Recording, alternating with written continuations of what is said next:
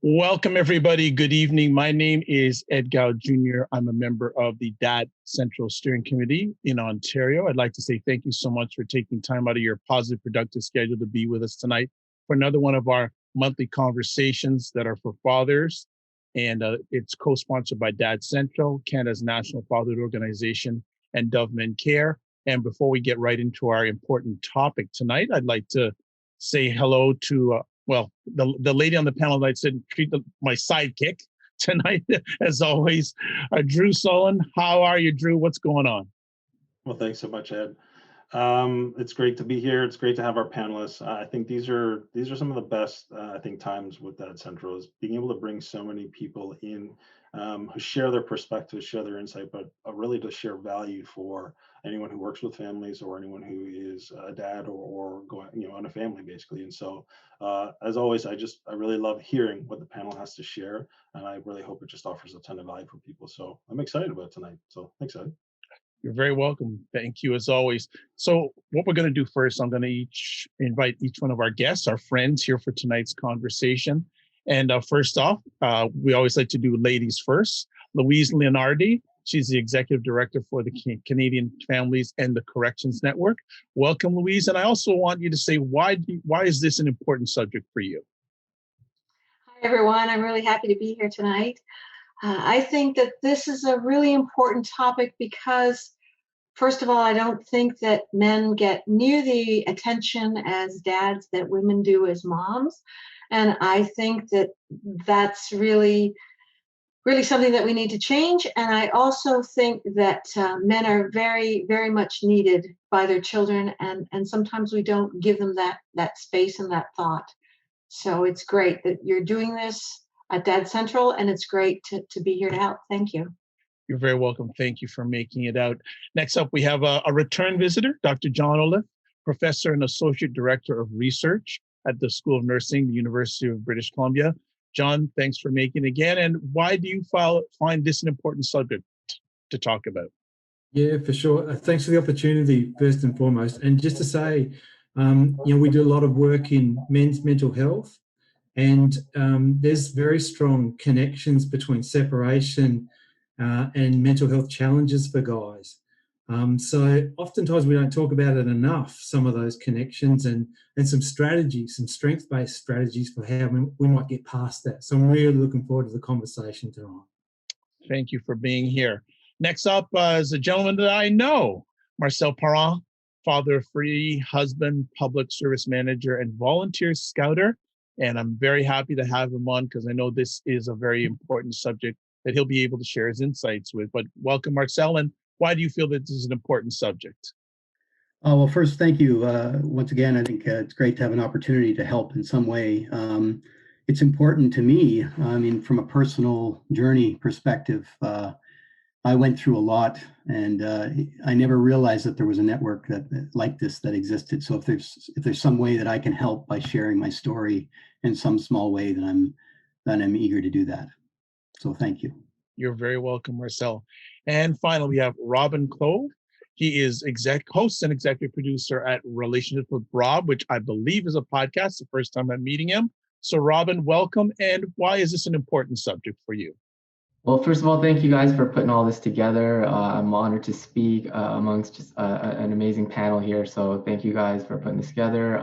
This is definitely an important subject for me because I personally went through it, and there's going to be thousands of other men that are going to go through it as well. It's just a machine that's not going to stop. So it's better to, put the right resources in place because, like as other people have mentioned before, men don't really get that light as much as the women do. So. And also has to deal with like us not speaking up about our issues or our problems. And so, just giving these platforms to people, I think is the most important thing. And, having everybody share their unique experiences is just gonna, catapult this movement or this issue a little bit further down the road. So.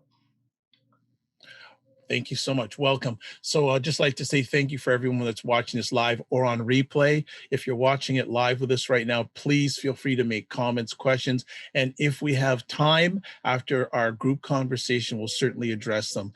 So we're going to start off with the first question or conversation point.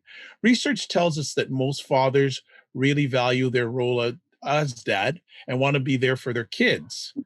But we also know from research that dads who don't live with their kids view themselves more negatively as fathers. What would you say to a separated, single, geographically removed dad who may be feeling discouraged about his role as father? And just before we get there, the order of the answers will be Louise, then John, Marcel, then Robin. And also to Robin and Marcel, please feel free, if you're comfortable, to share your personal experience in this conversation. So Louise, please give us a start. Well, in working at Canadian Families and Corrections Network, our dads that we work with are actually in jail. So to us, it means a physical separation while they're in jail.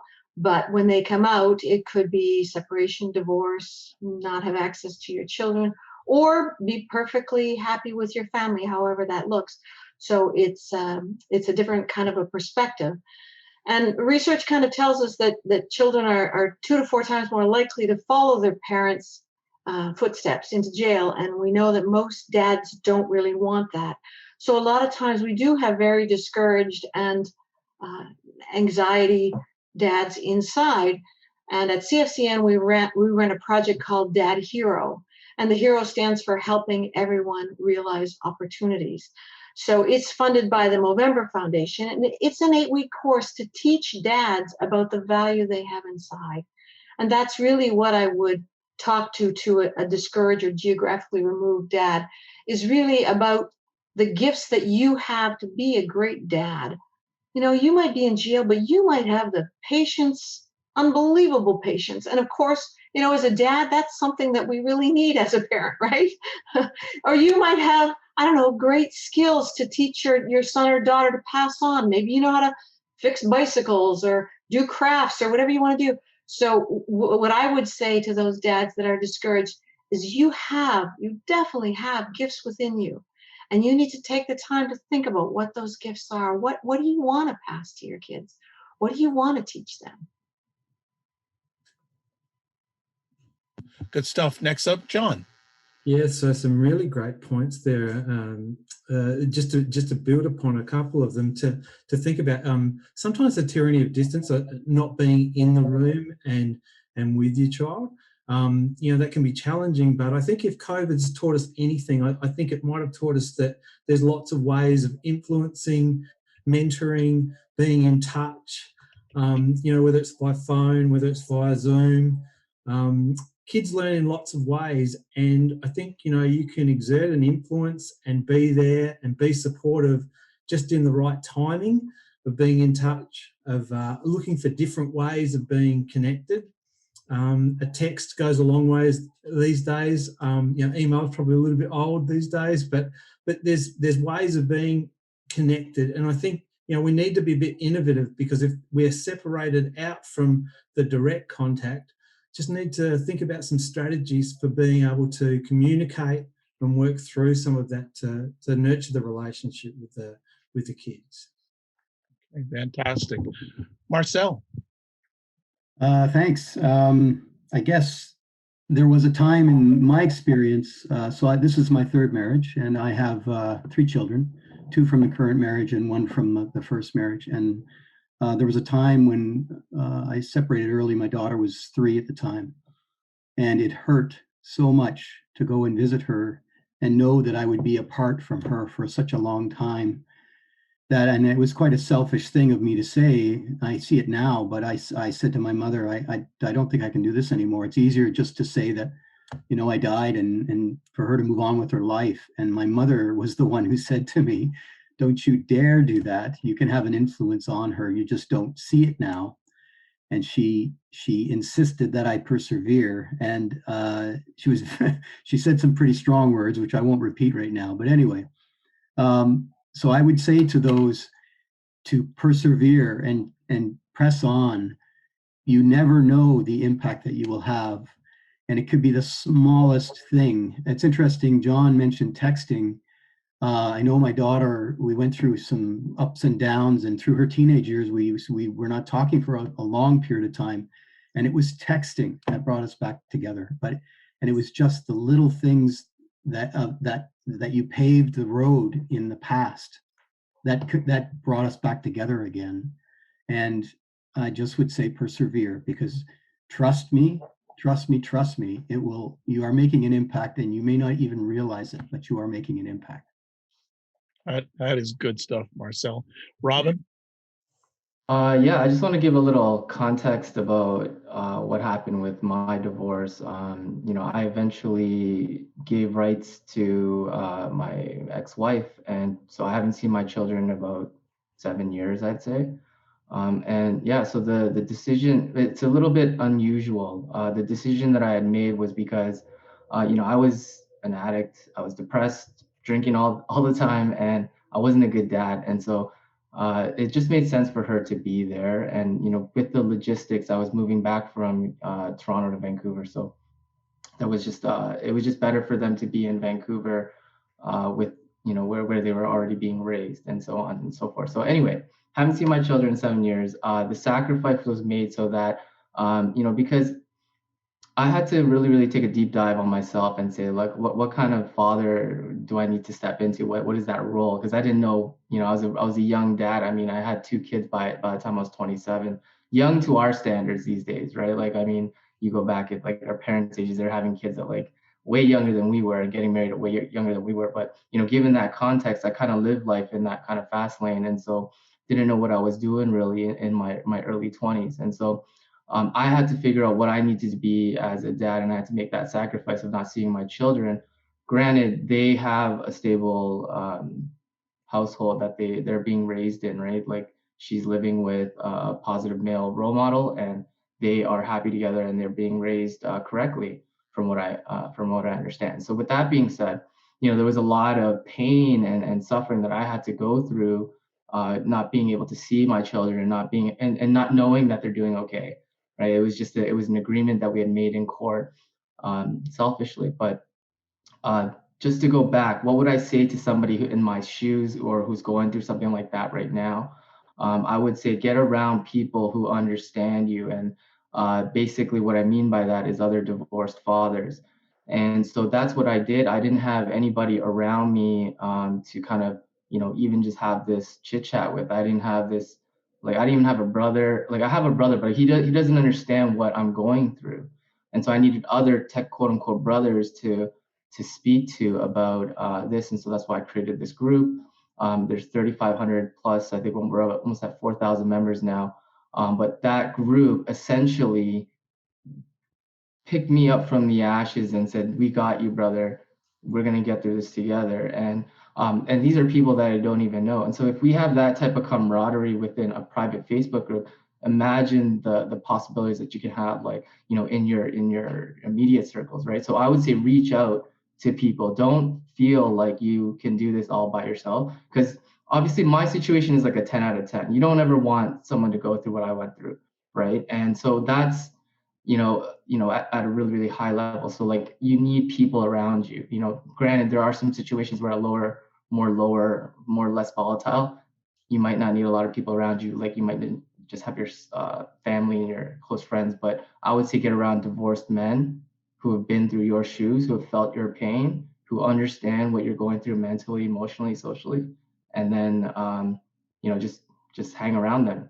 That's all you really need. But they need to be positive, obviously, not like the guys that are bringing you down. Sorry to be long-winded. That's okay. It's all right. It's a valuable experience, and I know it's going to help at least one person there. Now, Drew, I know you want to come in, and then I'm going to circle back to see if anyone else on the panel wants to add. So, Drew, go ahead. Yeah. Well, first thing I want to say is, Rob, thanks so much for sharing your experience and what you went through. And Marcel, also same with you. I really appreciate knowing that it could be quite challenging to bring up and even discuss some of those old experiences and some of the pain that you've gone through. So thank you very much for sharing that. 2 things. One, Marcel, I just want to share a short story that validates even the smallest of things can make a difference, and it can make a difference years later. So in my story, I had a pretty traumatic experience with my father when I was 3 years old, where he abducted me. But the story I want to tell is of a letter that I saw from my father. I think it happened last year. My mom saved everything that from that experience. Obviously, our family separation, etc. So she saved everything that as I grew, though. So my father had written this letter to me, and I read it as a 40-year-old, and I broke down because it expressed his love for me in that letter. But I hadn't read it until I was 40, and it was written to me when I was 13. So no matter what age or stage or what goes on, I believe you and 100% agree from my personal lived experience, it has and can have a big impact. So, so for that, for Rob, for you, in terms of your point about getting around other people, I can't tell you how valuable having others around you to lift you up in those moments when you don't think you can keep moving is. Movember talks about it. They're doing more and branching out more and sharing even more about it. But, and they've also published research last year about the value of social connections for just the transition into fatherhood and how powerful that is. So, and of course, now with COVID, we all expect it's just so valuable. So I just wanted to reinforce those points and share that short story. Thanks, Ed. No problem. Anyone else on the panel want to add anything before we move on to the next conversation piece? Everyone good?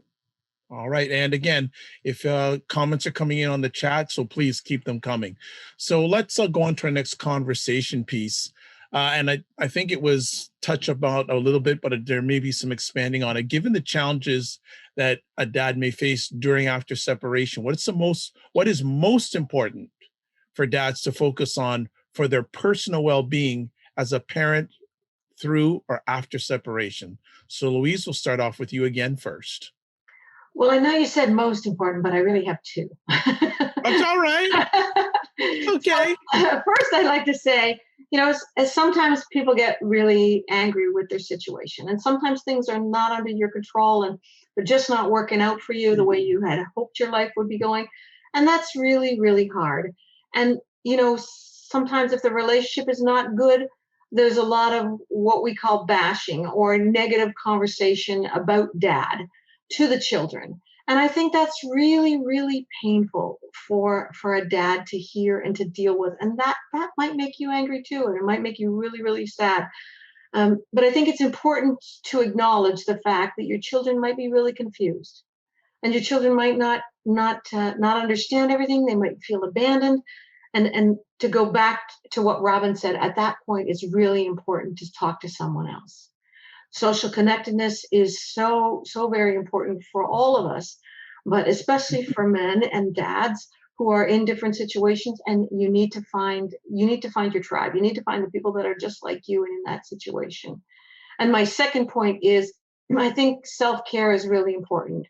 Whether you're in prison or not, separated, divorced, whatever that looks like, if you're not feeling and just your best, then it's really important to make sure that you're eating well and sleeping well and getting as much exercise and outdoor time as you can, just so that you can be okay inside, and then you can give that to other people. So as a dad, those are the things that I hear and I think too are so very, very important.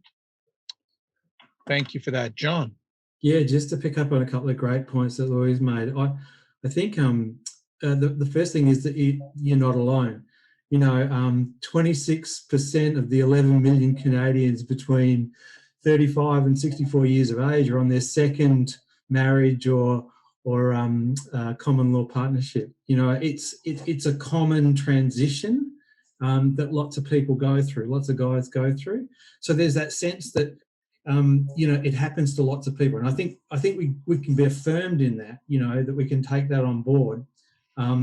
And I really want to pick up on that point around exercise and things to do in terms of exercise. Definitely it does help us with mood. And I think one of the most underrated parts of exercise is the cool down when you're walking back maybe from the run, and some time to think through strategy and to slow things down and just cognitively process things in a little bit of a slower way.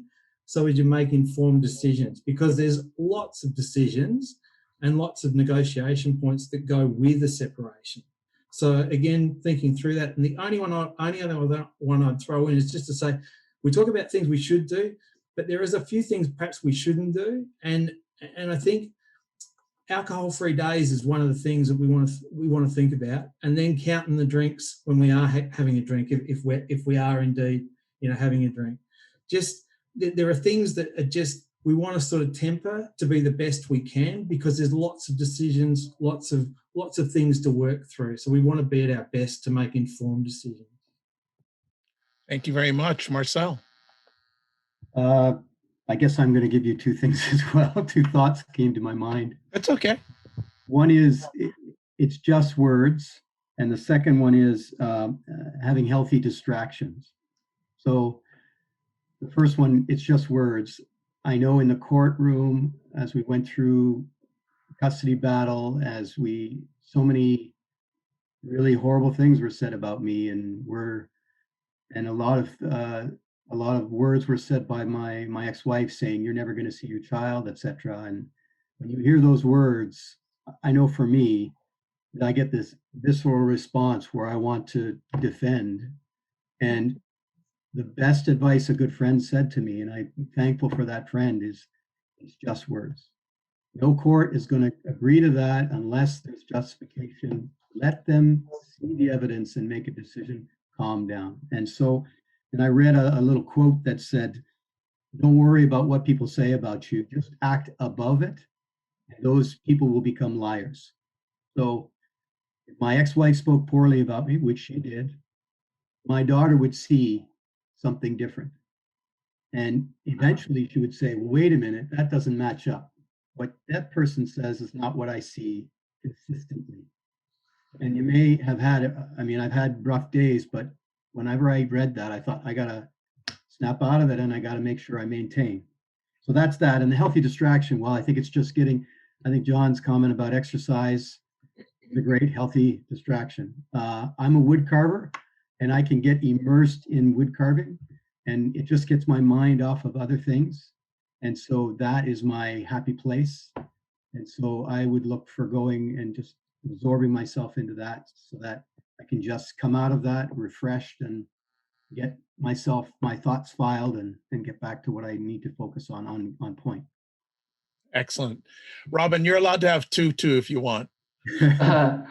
Those answers are all amazing, by the way. I just want to feed off some of that as well. The health part, that's a non-issue.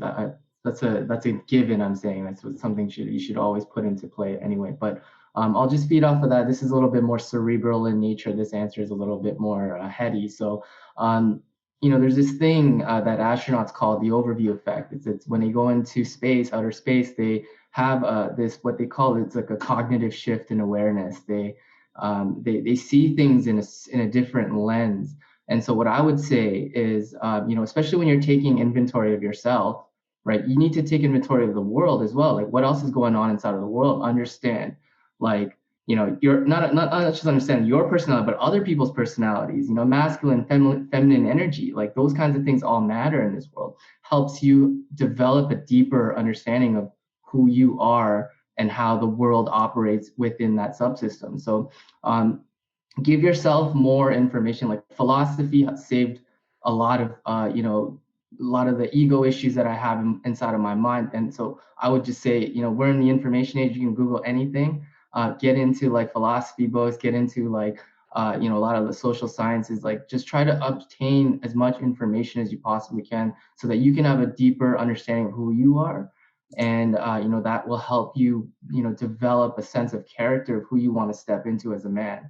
And as you walk your path, as you go along this journey, you're going to see certain things that you might have wished you never did.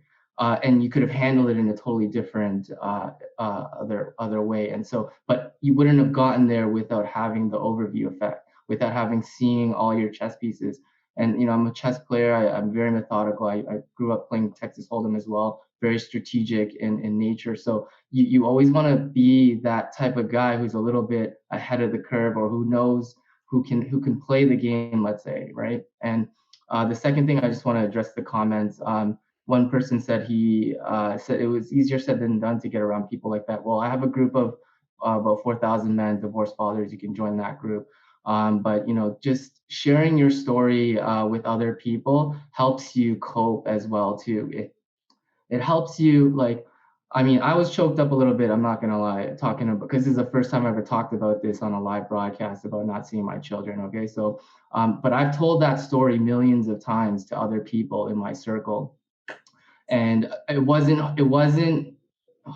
easy at the beginning. I was bawling, breaking down, and crying every single time that story came up. But as you get further along your road, and as you get stronger as a man, as you build stronger character, you can start telling these stories with more of a purpose behind them, as opposed to look at me, I'm a victim, I'm just, it's better to get that message out there. And because Louise talked about the connection piece. Like, we have to feel connected in order to feel purpose in our lives.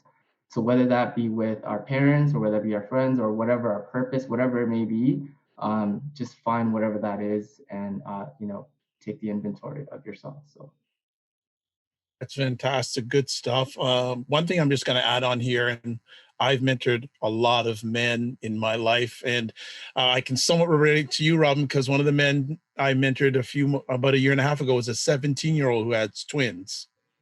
Wow. And one of the first things I do with any man that comes to me is I give him the space to share his story. It's very, very important, because I know many people say men don't talk, but you give them the right environment, they talk. And as I said before we went on live tonight, you want to give, especially any man, but especially men going through this, a safe and a brave space. Give them a safe space to allow to be brave about their story. So I think it's really good stuff that's happening here. Anyone else want to add on before we go on to our next conversation piece? And thank to everyone's contributing in the chat. It is very active. Okay, let's move on.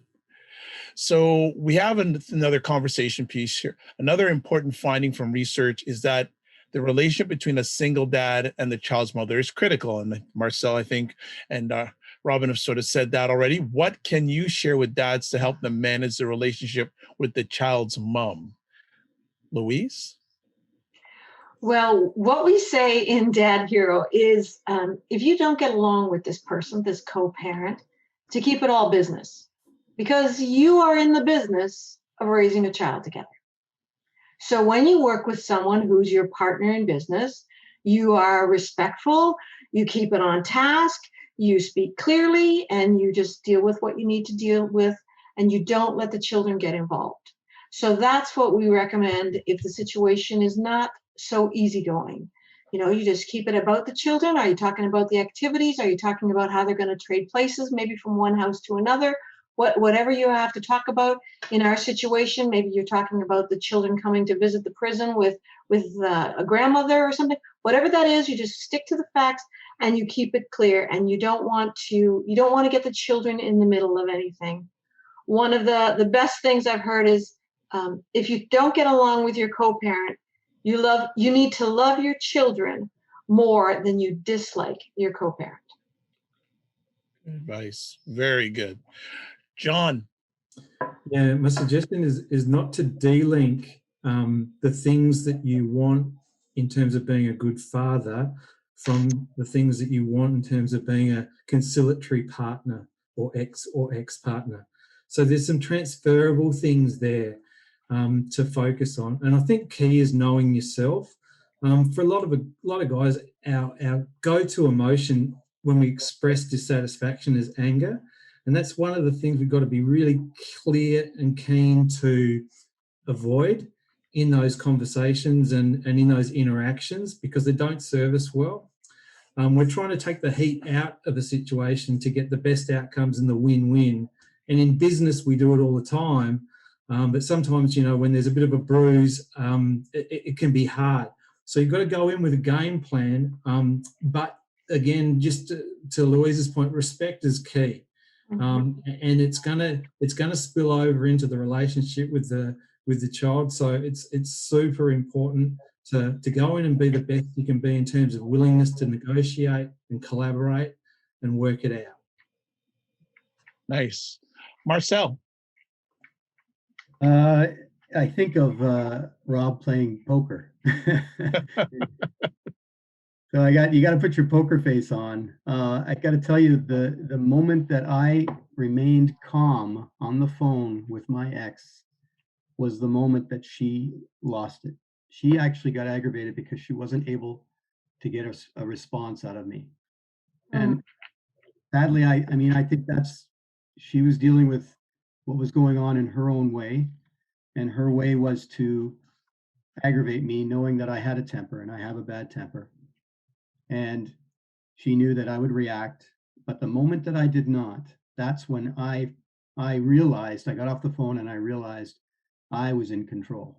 And I now could put my game face on and really get the best out of the situation that I could possibly get. And I have to admit, at the moment, I was kind of fist pumping, going, "Yeah, I got her." But as the days went by and I reflected, I realized this is really great in a broader sense. This is not about winning this moment and who wins, who loses. It's so important to stay calm.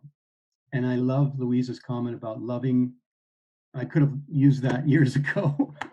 If someone had said, "Hey, I got a tip for you," it would have been great to know. And that's a great saying. It's a great thing to keep in your mind. It's easy to learn. Love your children more than you dislike your ex, and then that will just guide you, I guess. I just think, I guess the last thing is really to pick your battles. There are some things that are, insignificant, time you drop off, pick up, or whatever, versus, hey, I'm moving away, which happened, and I went 4 or 5 months without seeing my daughter, and it was the closest thing to hell on earth that I could ever imagine. It felt like part of my body was sliced off and dragged away. But anyway, remain calm and make sure that in remaining calm, that you have a plan that you can think right about, that you can look for the best outcome for you, your relationship with your children, because that's the goal. That's the prize that you're going for.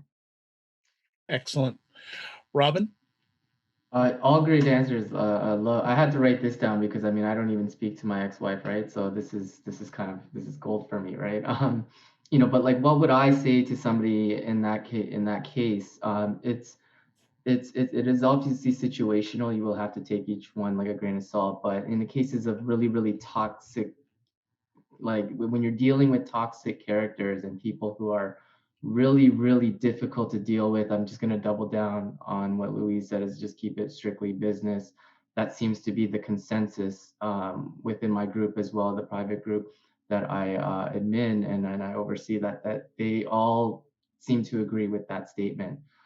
If it's not in the case of toxicity and you are able to have these conversations with your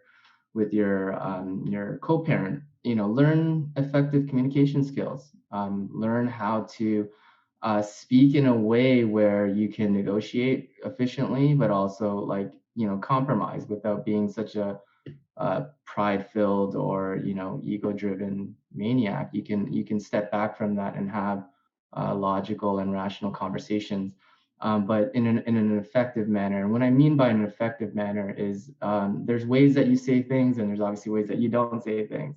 And so you got to learn and build upon the ways that it's better to say it this way. And if it's something is better to say it that way, then I would take that route, as opposed to just whatever emotion it is that you're feeling inside, the bitterness, the anger, or whatever the case may be. But like I would honestly, just again double down on the business thing, even if because that in itself, right, you would treat the person with a type of a level of communication that is expected on that kind of high level, especially in business, especially when you're dealing with partners along with money and things like that, right? Like we're dealing with kids here now, so it's got to be that same kind of level. So effective communication, I run workshops and stuff like that, but there's other kinds of people who do effective communication workshops, and learning about one thing, I guess maybe one actionable thing I would give to everybody, and if you've already heard of this, then great. But if not, then implement this into your own lives. And it's the positivity sandwich. Start with something great, right? Start with something positive. Insert what you don't like really, and then end it off with the positive. And that positivity sandwich usually eases the way into the other person's, I guess, safe space, right? You don't want to overcrowd somebody with something by starting off with a negative comment right off the bat. So be mindful just using that. And there's other kinds of things, but for the sake of time, we'll just leave it at that. Fantastic. Drew, I think you wanted to add something to this part of our conversation. I did, but then as things have gone, it's just been great insight from everyone. So I don't need to reiterate anything that's already. They shut you down? Come on, man. No. I mean, Ed, I can talk. I know that. It's for the panel to share, and I think they've done fantastic. So let's keep moving. Yeah, they're doing. And one of the things I'm enjoying, I always as a host or moderator, when people don't know each other and they're sharing, you're seeing people nodding in agreement in the information that's being shared. That's a beautiful sight. So that's wonderful. Let's get to our next conversation piece. If a dad sees his children or child struggling through the separation, what advice would you give him to help his kids? This is going to be a good answer. Louise, you're on deck first. Well, in our situation, the men that we work with are in jail. So separation is the name of the game, right? Everyone is separated from their children. So we talk a lot about connectedness. We talk a lot about resource. We talk a lot about connection points, whatever that looks like. We have so many resources for men, and I can talk about that later. But in terms of how do you help your children, to your point, the best thing I can say is one of the dads said, it's really simple. It's really simple. Just be there. It doesn't really matter what your kid's going through, whether they're up, whether they're down, whether they're mad, whether they're crying, whether they're fine and they don't want to talk about it. You just be there, and you show up every day, and you call them when you say you're going to call them, and you share what you can, you meet them, you just take them for wherever they are that day. Just be there as a dad. Wonderful. John. Yeah, I think great advice. Open-ended questions, asking them, what's going on for them, how things are for them, give them the opportunity and the permission to talk about, what they're feeling.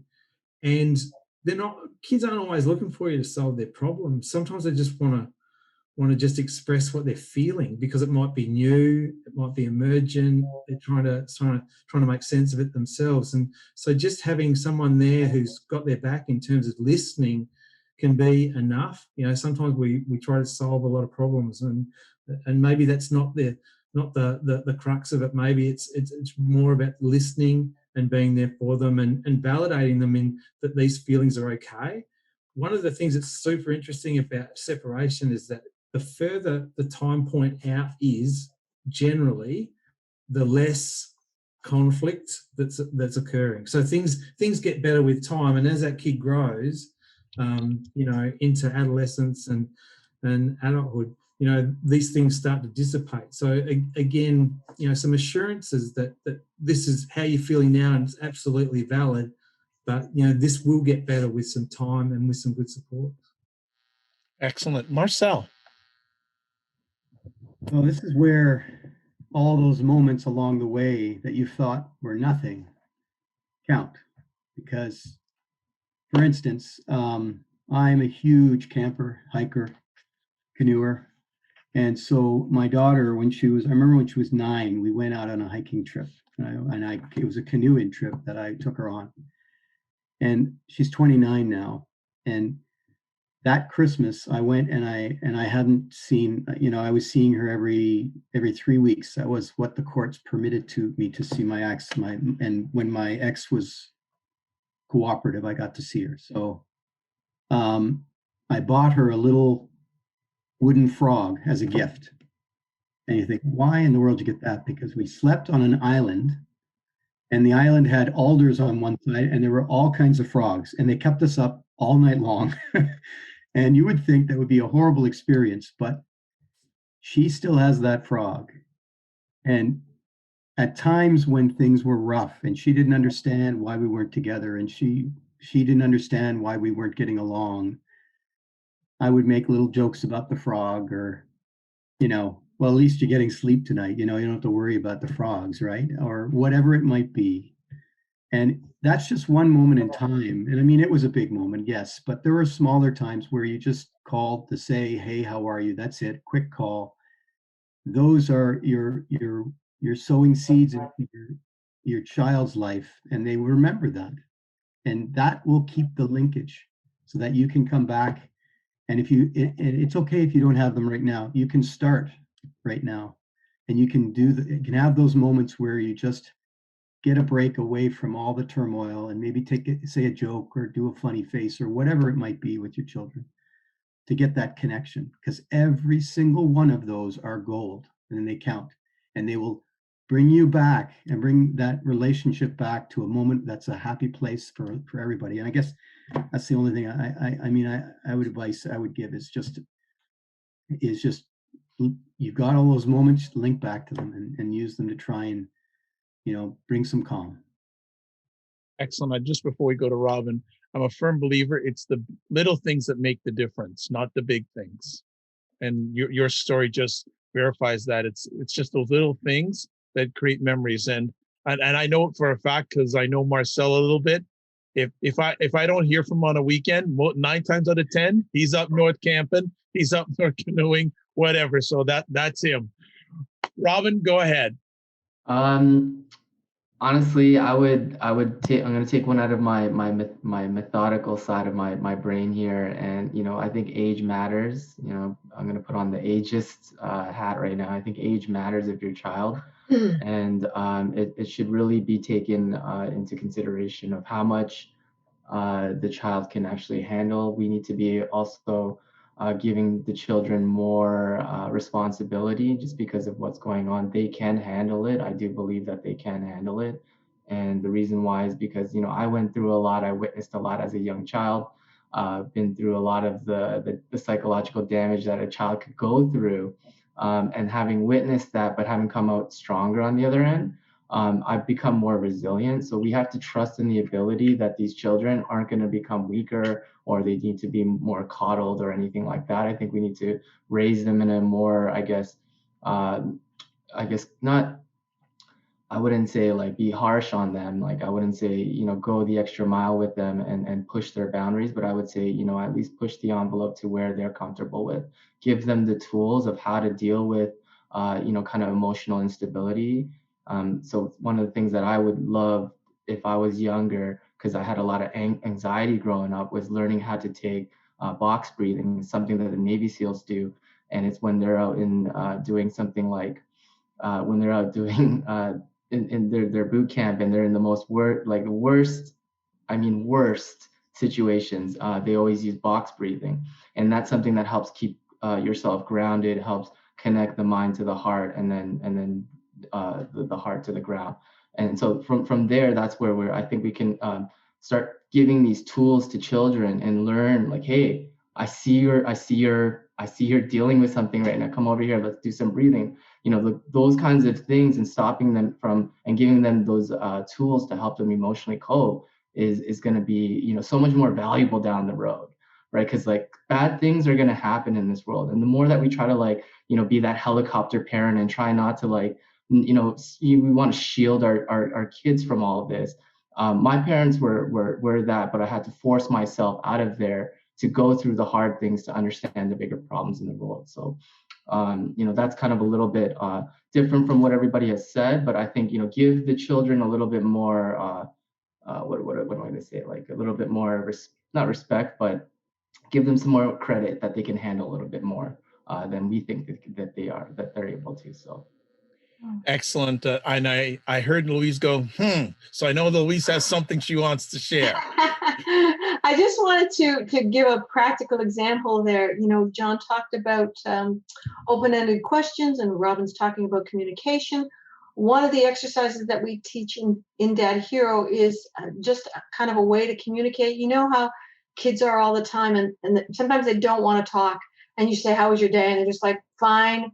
And what did you do today? nothing, school. You just get these one-word answers. So we teach the guys to say, tell me 3 things. Tell me 3 things about your day.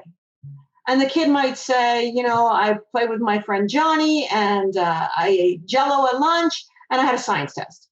And then we say to the guys, okay, so if you ask that of your child, you have to be prepared to be open and honest back.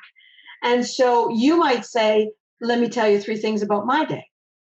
And, men in prison think that every day is pretty much the same. They don't have a lot to say. But they might say, I talked to my friend John, I ate Jello at lunch, and I had to meet my parole officer, and that was like your science test, really tough. So there are things that places you can get to, but just asking a child, tell me 3 things. And then the kid turns around and says, you tell me 3 things. This is way better than just that little grunt, fine, everything's okay kind of feeling, that open-endedness that can start a whole bunch more conversations after that. Excellent. Any of the panel want to add on to that? Maybe a funny story about the one-word game. I call it the one-word game. So I'm on my 2nd teenager now, so my first daughter is growing up. We play the one-word game. So when she comes home and she gives me the 1 words, we see how far we can go with just saying 1 word. and then she realizes what's going on and kind of smiles. But that's all I'm looking for, just a smile, and I walk away. But you see, that's a connection, right? I'll answer Marius's question here. I think he said what with tools. I think he's referring to me because I was saying give the kids tools, and I just want to touch upon that. He said would tools qualify as experiences, and I think that's one, like, that's experiences eventually become your tools. But if you can give the tools prior to those experiences, I think it would be beneficial for the child. That's what I meant. And yes, experiences evidently do turn into tools. We do learn. Well, hopefully they do. Hopefully we do the self-revelation later on down the road, and we understand what we need the next round. Because it's like kind of passing a video game in Mario. We could have done better with some one-ups and some extra stars or something like that. So it's just giving being equipped with having the ability to get past a level with more ease. I think that would be better for the children.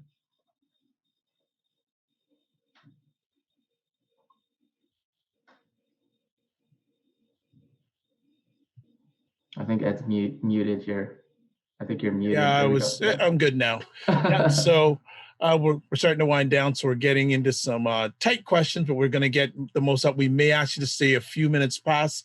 Panelists, if you have a few more moments. So next up, communication sounds like it's a virtually important part of the parenting process after separation. What is your guidance to help a dad communicate better with his kids or co-parent? On the flip side, what should a dad not communicate to his children? Louise?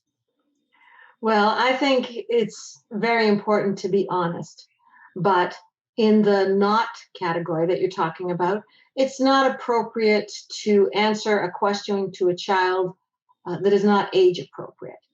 Kids are going to ask everything, but it's always good to answer honestly with as much information as you think they can handle and what they need to know at that specific age. So, for example, we have a lot of resources about how to talk to your kids about incarceration, because that's the part of being honest. But how you answer that question and what you tell them about your crime is tempered by how old they are. John?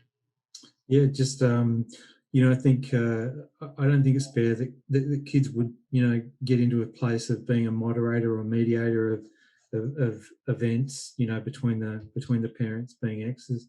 So I think there's a protection factor there.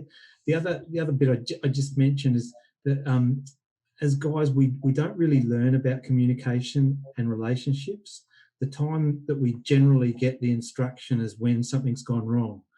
Around domestic violence, partner violence, like that's where the programs are to learn about relationships. So my suggestion is to think about preventing that, avoiding that situation where you can in the context of a separation, but also looking for avenues to develop, some skills and thoughts around relationships and about your own identity and how you can be the best partner you can be. It's Marcel. I would say the things that you should say is, I guess you want to be in a place where you have no doubt in your mind that your child knows that you love them and you are in their corner for them, that there is no shred of doubt whatsoever. And that means saying that at every opportunity. Say to yourself, can I confidently say that my children know that I love them? That's what you should be always saying and ensuring that you get that message across. And Robin. Oh, sorry, Marcel. I was just going to address the second one, what not to say. And for myself, as much as my ex-wife spoke poorly of me, I never wanted to say something bad about my ex-wife because I never wanted my concern was that my daughter would have a poor relationship with her mother. Every child needs a mother and a father.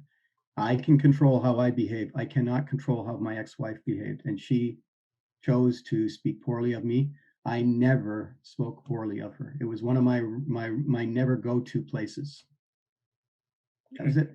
Yeah. Thank you, Robin.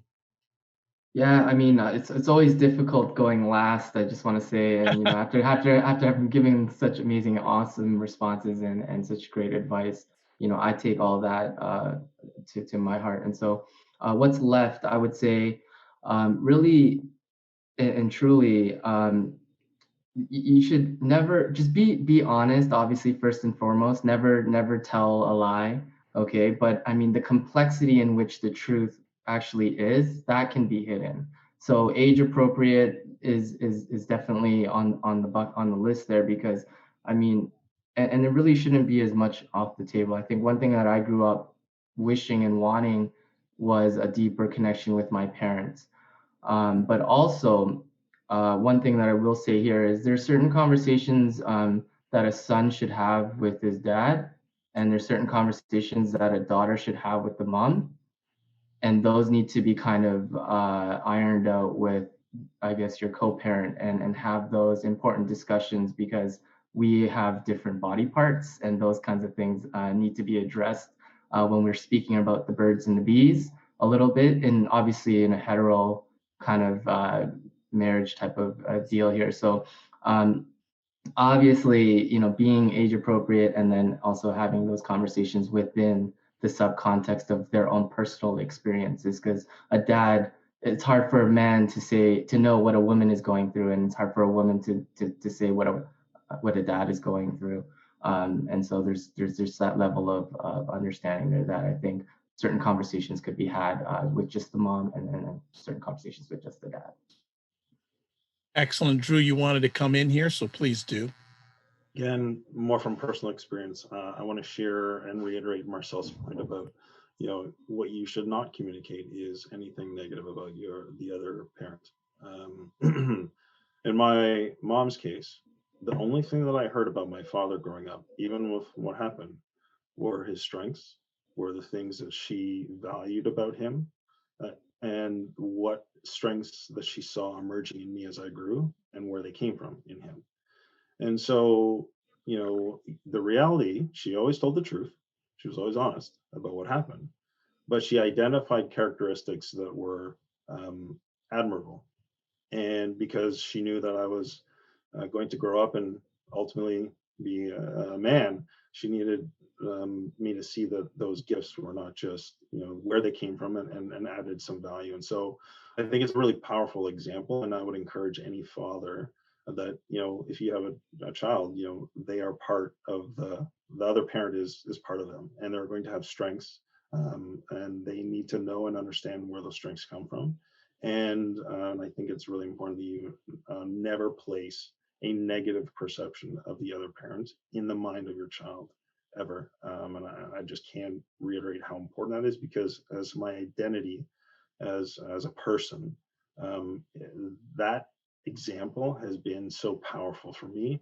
And I didn't realize it at the time, but as I look back now and being a parent of a father myself, I'm a little bit blown away, but I can't share that. I showed that from the rooftops enough, but how important it is. Excellent. Thanks, Drew. So what we're going to do is we got one more panel question. There's one from the audience. So what I'm going to do is I'm going to ask the audience question, and we'll get into our final panel question. So from the audience, it's a gentleman here. How do you cope with pain after separating from an ex, very recent, and love your kids at the same time that currently live with you and not with the ex? Anyone want to take a stab at that one?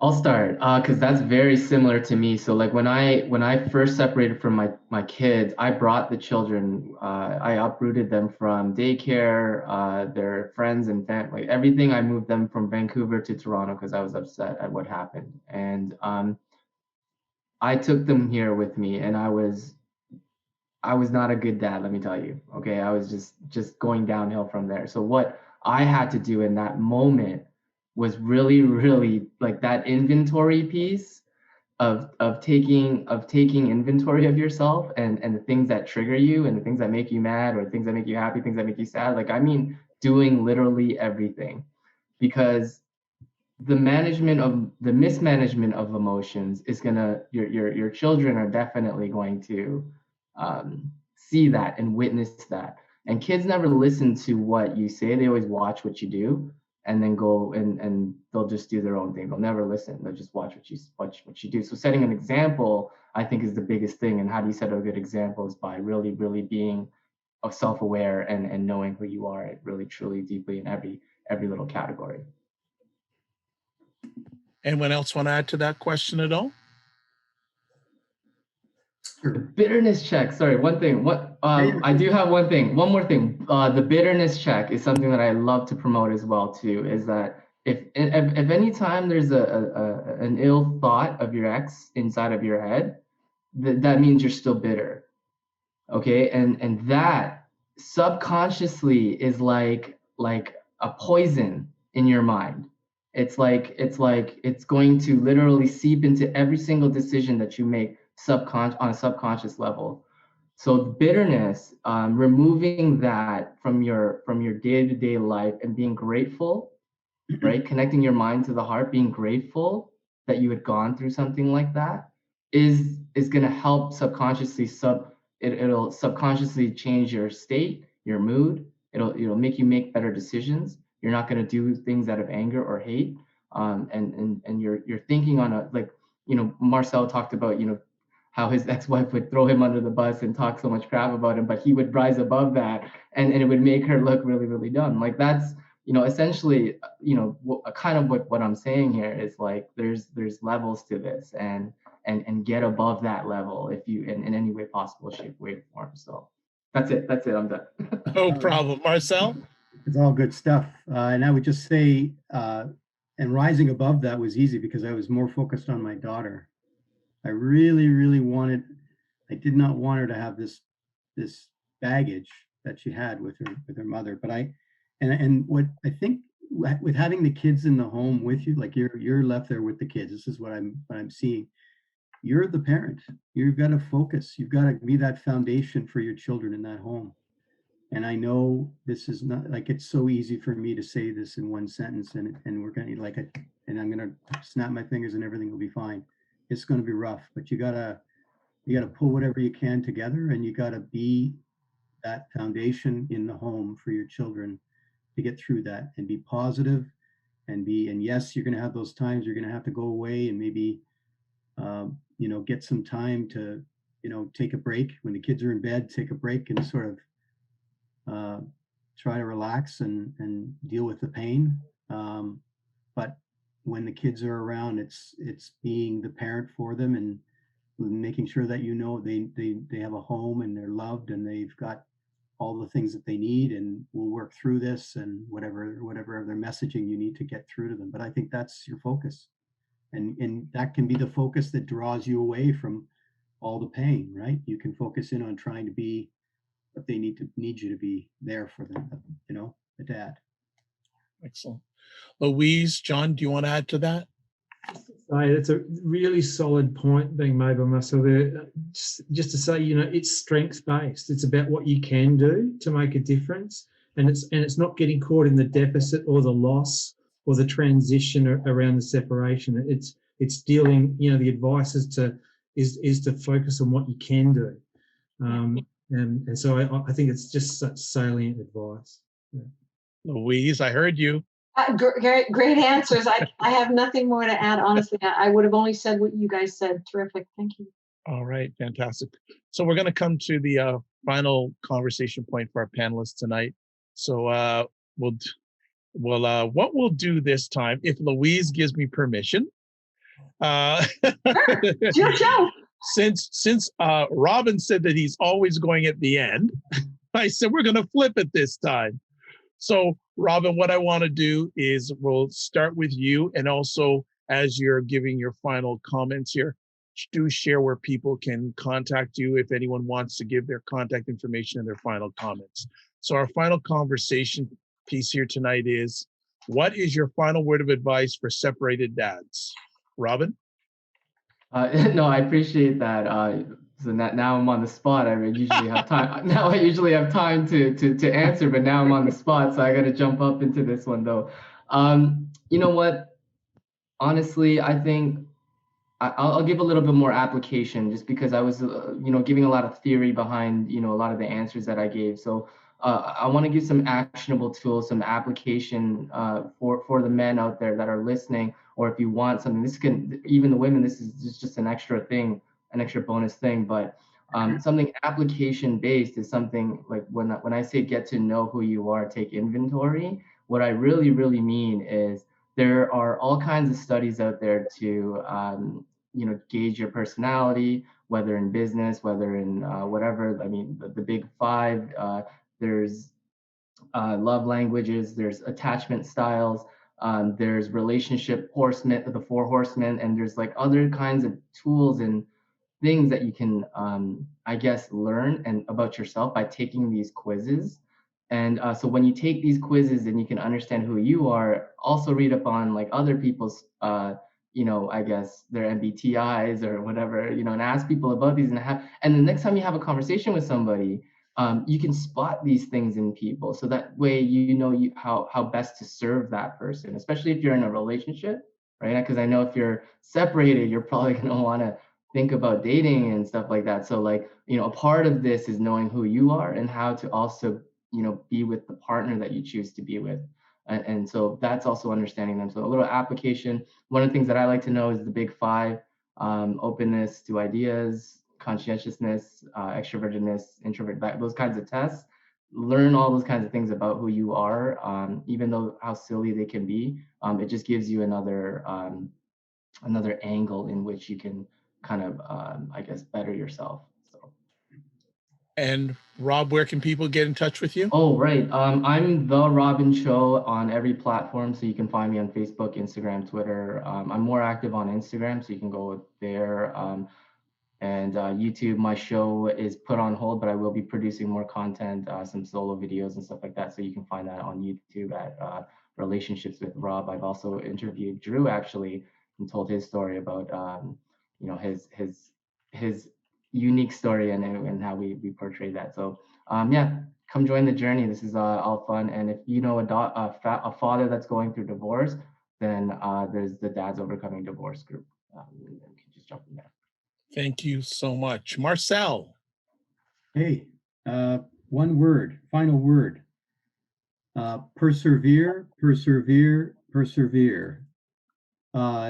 People are not going to wonder, what happened after you fell. They're going to want to know what you did when you got back up. So it's a long road. It can be rough at times, but I'm telling you, at the end, it is so rewarding. My daughter's 29, and we have a very, very close relationship. We text all the time. Thank God for texting. And I have 2 beautiful grandchildren now, and I can't tell you enough how wonderful it is. So there is a light at the end of the tunnel, and it's not a train. Persevere, persevere, persevere. All right, we got those 3 words. They are laminated into our minds. Good stuff. Next up, John. Yeah, not to Pollyanna it, but just to say that, the transitions and things that challenge us, if we learn from them going forward, we might just be better equipped and keep moving. It's, you know, it's not a cross-sectional moment. It's a longitudinal, it's a long game, this one. And so, you know, by learning from the things that might have been better and what you could have contributed to, you know, it can go a long way. The other bit I'd just say, yeah, a lot of us, you know, our models were our dads, and or not, or parents, you know, in general. And, you know, we didn't really have a blueprint. So give yourself a little bit of leeway in terms of recognizing, you know, that things shift and you need to be your own person in it as well. It's not like we were taught, you know, these skills that were going to probably equip us as well as we might have hoped. And John, if people want to find out more information about you or your organization? Yeah, we're actually doing some work at the moment for November around relationship breakdowns for guys. So you can find me at the Men's Health Research Program at UBC, and we'd be really keen to chat with guys who are going through some of these issues. Yeah. Thank you so much for sharing with us tonight. And Louise? My final comment would be just to keep your dad identity. Don't let anybody label you. Don't let anybody take that away from you. You are a dad, and you want to stay a dad, and you want to be an involved dad. And I'm really big on resources and concrete things. So I'll just show you. You might think it's corny, but it goes a long way. We have this huge paper hug that we made. And you can make one yourself. It's just a big, long piece of paper, right? And we had them printed at a printer. But what you do is you take it and you make it look like you. So you put whatever you got, you know, skin color, rings, bracelets, tattoos, whatever is on your arms and your hands, and you do it up, and then you write all the sayings that you want for your child. I love you, keep going, stay in school, you're the best, whatever, great job on the science test, whatever you want to say to that child, and then you cut it out and you send it to them, and don't be surprised if you get one back. It's a we call them a paper hug, but it's about keeping your dad identity. And Louise, if they want to find out more information about your organization? I threw my contact stuff into the chat. We're at Canadian Families and Corrections Network. You can look us up online and everything's there. Thank Tons you. of resources. Thank you. So next time we want to see all our dads come on with their big, huge hugs. Huge hug. Fantastic. Well, I'd like to just say before I hand it off to Drew to close, thank you, first of all, to our panelists. I like to call them friends. I don't like panelists. It sounds so formal, but thank you to our friends for making this an epic conversation. I'd like to thank the audience live or who will be watching on the replay. Lots of positive comments here going on in the chat, and I know there'll be lots when this is posted for a replay. I have 3 quick things I'm going to say before I hand it over to Drew. First thing is there is a course that we offer at Dad Central called Super Dad, Super Kids. And one of the key components in one of the chapters says to dads, it's not how much time you spend with your children or your child, it's what you do in that time that you spend with your child or children. Next up, and this is for all the dads out there, the self-care piece is very important. And the better you are to yourself, the better you're probably going to be for your children. So the self-care is really important. And the last thing, I say this to dads, men, everybody, especially during 2020, give yourself grace. Drew? Really, I have to follow that in. That's a fantastic summary. What more? That's it. Everyone, no, mic drop right there. So thank you so much, Ed. That's a fun. What I'll add is this.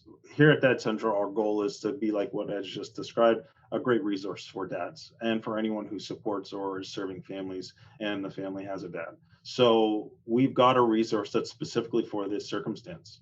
It's called Full-Time Dad, Part-Time Kids. It's for recently separated or divorced dads. We also have a resource that's specifically for dads who are in blended families so that they've gone through the separation. And those are all available for free on dadcentral.ca. Go into our free resources section and you can have access to it. And as this conversation was, it's really focused on helping you be the best dad, best parent you can be in a very difficult, challenging circumstance. And it helps you focus on the right things. It helps provide resources, support, and gives you tangibility in terms of what you can actually do and how to do it. You got great ideas today. I love that hug one, Louise. Thanks so much. So dadcentral.ca has free resources. That's why this conversation's here, is to, one, invite you in to know about us, but two, also share with other people and give people the support and resources that they need in these times. So access that as much as you can. I'll just wrap it up by saying thanks so much to our panel, to Government Care, and to everyone who chose to come and attend, and anyone who watches on replay. Thank you so much. Tell a friend about Dad Central. Tell somebody who needs some resource support about Dad Central. We want to be here and meet you where you're at and support you as much as we can. So thank you so much, everyone.